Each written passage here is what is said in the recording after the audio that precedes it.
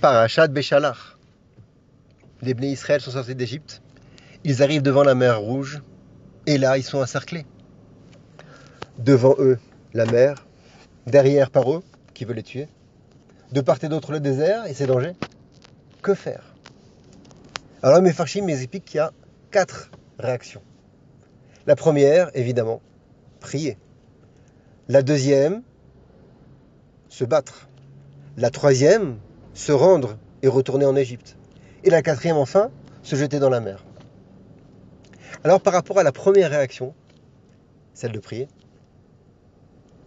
le passouk qui dit quelque chose de très étonnant.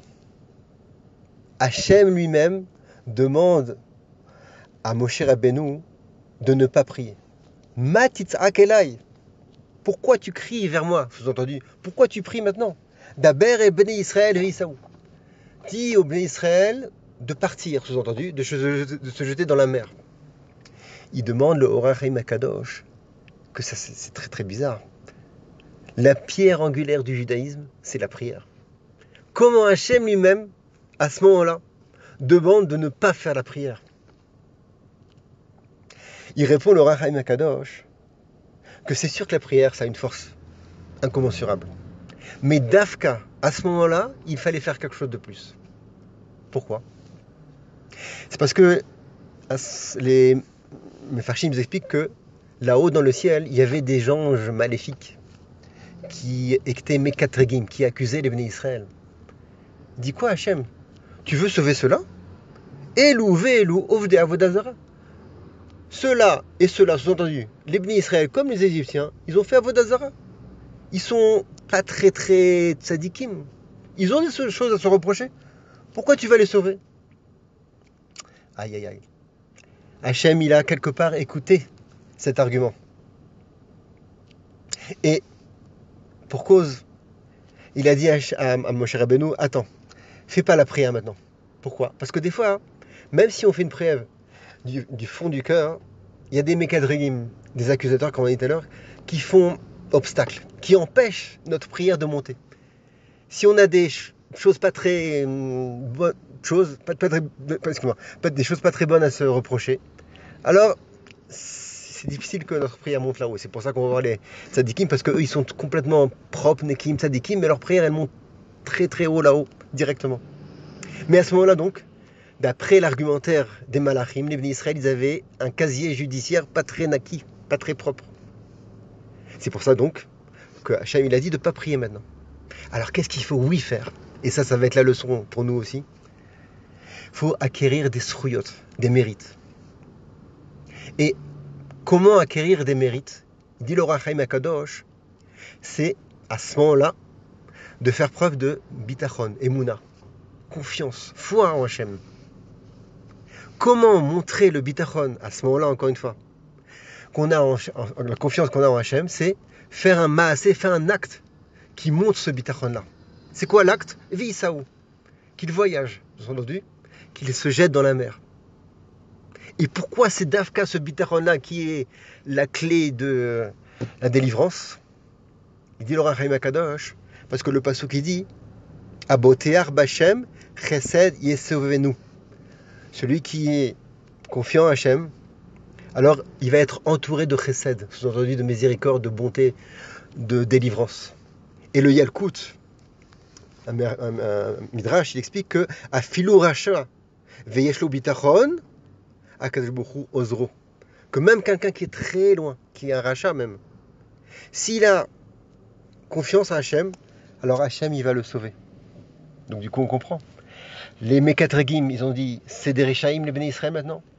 Il faut pas les sauver. Hachem il dit à Moshe Rabbeinu, pas la prière maintenant, bitachon, jetez-vous dans la mer, faites un acte pour prouver que vous avez confiance en moi et je vais vous faire des miracles. Et c'est ce qui s'est passé. Le premier qui s'est jeté dans la mer, c'est Nachshon ben Aminadav et après Yehuda, tout Shevet Yehuda qui a suivi. Donc la leçon pour nous évidemment, c'est que dans une situation de détresse, quand malheureusement on n'a pas beaucoup de srouyot, il faut faire preuve de bitachon. Évidemment, vous avez compris le rapport avec la situation dans laquelle on se trouve. Si on veut avoir la délivrance, il faut, en plus des tfilot, ma'asim tovim, il faut aussi avoir bitachon, confiance en Hachem. Alors, on peut s'arrêter là. Je vais continuer avec un petit diouk, une petite analyse dans les psukim, très très beau. Maintenant, on va passer au Gaon de Vina. Il fait marquer que, toujours à propos de Kiryat Azouf, le pasuk Kavbet, Yudalet Kavbet, il dit Vayavu ben Israël betoch hayam bayabasha, vamaim lehem choma, miminam usemualam. Les ben Israël sont partis betoch hayam, dans l'eau, bayabasha, et après c'est marqué à pied sec, et l'eau formait une muraille de part et d'autre. Ça, c'est le premier pasuk. Le pasuk Kaftet, donc quelques psukim après, il dit quelque chose de différent. D'abord, il n'y a pas marqué Vayavu, il y a marqué Ubn Israël Alchou, ils sont partis. Bayabasha, et là il y a marqué d'abord en premier à pied sec, et ensuite Betor Hayam, dans l'eau. Et autre différence, il y a marqué Vamaim Lem, Choma, sans vav. Ça a marqué que l'eau était pour eux des murailles, mais là, au lieu de marquer une muraille, Chet, Vav, Mem, He, c'est marqué sans vav. Les Mefarshim, ils expliquent que justement, pourquoi marqué sans vav, c'est parce que Altikri Choma, elle a Chema. Il ne faut pas lire Choma, mais Chema. Chema en ivrite, ça veut dire la colère. Et bien justement, c'est en rapport à ce qu'on a dit tout à l'heure, c'est parce qu'il y avait la colère d'Hachem par rapport à l'argument des Malachim qui disaient, voilà, eux aussi, ils font Avodah Zarah. Il dit le Gaon de Vilna, que d'après ce qu'on a dit aussi, on peut comprendre la différence entre ces deux psukim. Le premier pasuk, qui dit Vayavohu d'abord, au lieu de Vayelchou, le mot Vayavohu indique que c'est le premier pas qui a été fait. Ils n'ont pas suivi quelqu'un d'autre. Ils sont partis d'eux-mêmes dans la mer. Ils ont eu Bitachon Bachem. Et c'est pour ça que le pasuk qui dit Betor Hayam d'abord, et après Bayabasha. Pour nous dire que ça fait référence au tzadikim, Narsham Banidam en tête, qui s'est jeté dans la mer.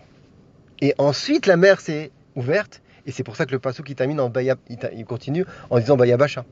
Et après, il dit aussi Ve'amaim lehem choma avec un vav, parce que là, il n'y avait plus de colère. C'était une muraille, un un miracle, qui se produisait. Par contre, le pasuk d'après, il y a marqué au Israël Al-Chou.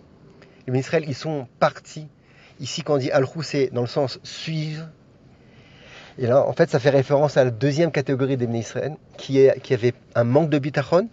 Eux, ils ont suivi les premiers, après que le Nes, il a eu lieu. Et c'est pour ça que le deuxième pasuk, il dit Beyabasha, ils sont partis à pied sec, sous-entendu, après que le Nes, il s'est produit, après que la mer s'est ouverte. Et après, il y a marqué Betorayam dans l'eau. Ve'amaim lahem choma, et là c'est marqué sans vav, parce que, encore une fois, cette catégorie de juifs, malheureusement, ils n'avaient pas de bitachon, et donc il y avait la colère divine contre eux. Voilà, c'était un petit diouk comme ça dans les psukim, j'espère que tu as aimé. La leçon pour nous, encore une fois, faire preuve de bitachon, c'est la meilleure solution pour avoir B'ezrat Hashem, la délivrance d'Imera Biamenu. Kol Tov, Shabbat Shalom.